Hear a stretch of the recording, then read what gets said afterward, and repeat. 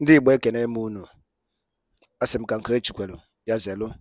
Anyị si ndụ mmiri ndụ azụ, mmiri atara m azụ anwụra. Asị dịrị mma na eke, dịrị mma na orie, dịkwazara mma na afọ, dịkwazara mma na nkwọ, ụzọ ahịa anọ nke ndị Igbo ji biri. Asị na ya dịrị n'Igbo na mma o. Ise ise ise. Dịka o si dị ka agbapụ na ya ọsọ igosi na ya bụ ife anyị ji maka ya wee bịa. Mana tupu anyị aga n'igosi na ya bụ ife, ọ bụla nke a bụ ụbọchị izu gị ị na-ejete afụ chanel anya n'igbe akwụkwọ ka barụ ka like and subscribe o. Tinyekwa kọmentị, share ekwe ya, tụsa ya bụ ozi ka ụmụnne anyị dị n'ebe dị iche iche wee nụ ya bụ ife na-eme n'obodo a. Dịka o si dị, ihe wetara unu tata bụ nnukwu ọpdeti dị oke mkpa.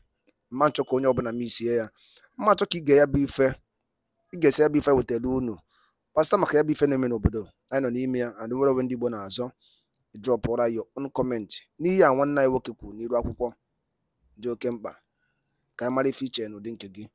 Alright, over to you, sir.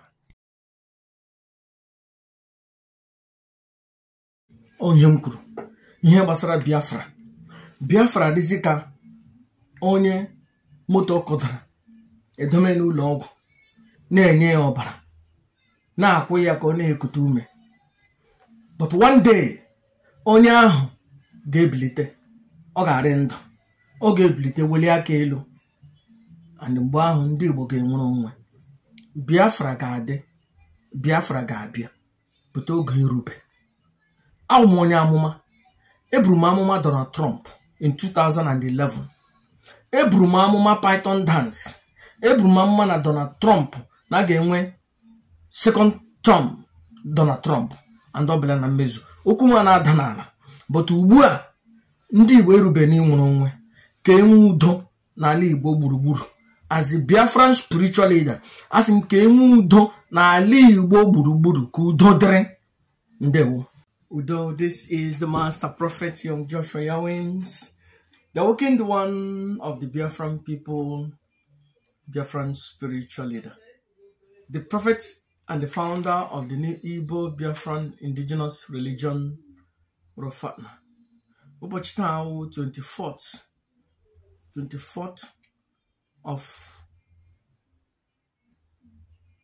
November 2024. We have seen all that is taking place concerning the institution of Biafra. Mainly today I am speaking on our brother, on the arrest of Simon Ekpa. But you have to understand one thing, that Simon Ekpa has secured his name in the archives of Biafra. Anytime, any day, any year, a na-ekwu okwu gbasara Biafra, aha Simon Ekpa nọ there. The reason is because of this DOS, Chikedoziem na ndị otu ya. Nnamdi Kanu gwara Chikedoziem si ya, Chikedoziem unite ya IPOB ka enwe one family. Chikedoziem anụghị ntị. Chikedoziem na-eji ọfọ ewere IPOB wụọ ya n'ala. Then Simon Ekpa ahụ an opening hụ na these people are useless. Simon Ekpa amabata na the boss, buru the boss, buruzie the boss, gbara na-aga. No matter what happens, Simon Ekpa is secure his name in the archives of ihe gbasara Biafra ndọrọndọrọ inwere onwe. Me like him.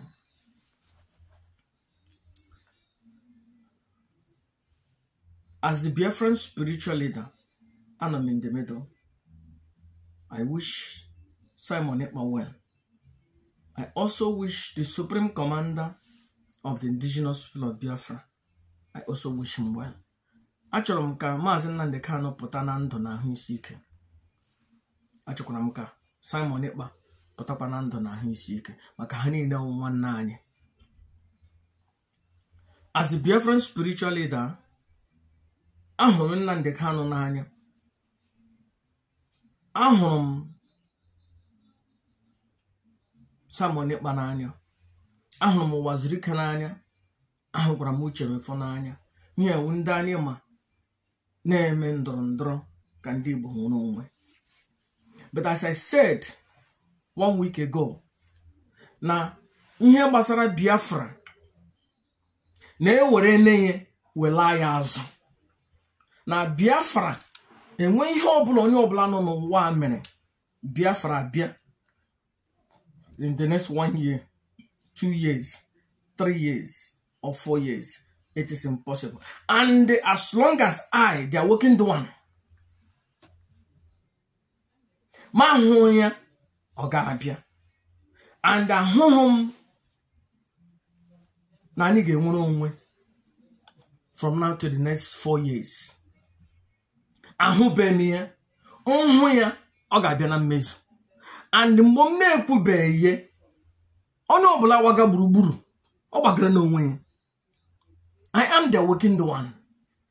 Awụ m ọnụ na-ọnụ the last ọnụ ga-ekwu ni before enwere onwe n'ala Igbo anyị. Mgbe Chukwu jiri nye aga m ekwu ya. Anyị nwere years ago, anyị nwere possibility inwere onwe na 2027, but ihe ahụ apụla n'aka anyị. Ugbu a ndị Igbo agaghị enwere onwe from now to the next 5 years. Ọ dịghị possible. Were ne inwere onwe anyị were ye wela ya azụ. Ihe m na-ekwu na awụ ka ndụ Simon Ekpa dịrị, ka ndụ Supreme Commander of the Indigenous People of Biafra ka ndụ ya dịrị. But inwere onwe anyị ewere na-ewela ya azụ. Ana m akpọku ndị Igbo, mono especially ndị Igbo nọ na ala Biafra, ka udo dịrị. Onye ọbụla kwụsị ịkwafu ọbara onye Igbo ibe ya. Onye ọbụla kwụsị kidnap onye Igbo ibe ya. Ọ dị mma na onye Igbo ga-atọrọ onye Igbo ibe ya. Ọ dị mma na onye Igbo ga-akwafu ọbara onye Igbo ibe ya maka ihe ndọrọndọrọ inwere onwe.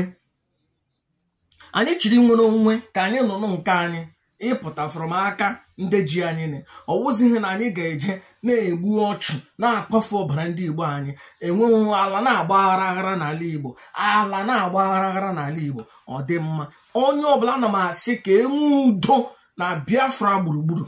Ka enwe udo na Biafra gburugburu.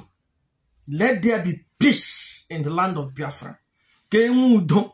Ka ghara ịdị na-enwe ebe a ga na-eje na-agba ndị mmadụ egbe. Ka enwe udo. Ahụrụ m na one day na anyị ga-enwere onwe. And nwere onwe anyị ga-enwere. Anyị aga lụrụ ya ọgụ. Anyị ga-enwere onwe by idururu ọdụ kpaa negotiate ya. Ndị Igbo ga-enwere onwe. But ugbu a ahụla m na ọnụ na-ewere na-ewela ya azụ. But enweghị m ike ịhụ ele afọ ọnwụ. But otu echi ndị Igbo ga-enwere onwe. Ndị Igbo nọ n'ala Igbo otu ụkwanụ na afọ agwụmana na ụmụnna anyị ga-esi ala bekee lọtashịa. Ụmụnna anyị ga-esi mba dị iche iche lọtashịa n'ala Igbo. Ka enwe udo n'ala Igbo. Ndị na-atụrụ mmadụ kwụsịnụ. Ndị na-akpafu ọbara kwụsịnụ. Ka enwe udo n'ala Igbo gburugburu. As the Biafran spiritual leader, asị m ka udo nọ n'ala Igbo. Ala Igbo gburugburu. Ka enwe udo. Ka enwe udo. But thank you to Chikedoziem, that idiot. Nupụrụ isi na ihe Nnamdi Kanu gwara ya. Ugbu a na-akpafuzi ọbara n'ala Igbo. Ugbu a o were ne Simon Ekpa bulie Simon Ekpa elu. Ugbu Simon Ekpa nọzi na the highest place na ihe gbasara ndọrọndọrọ nwere onwe.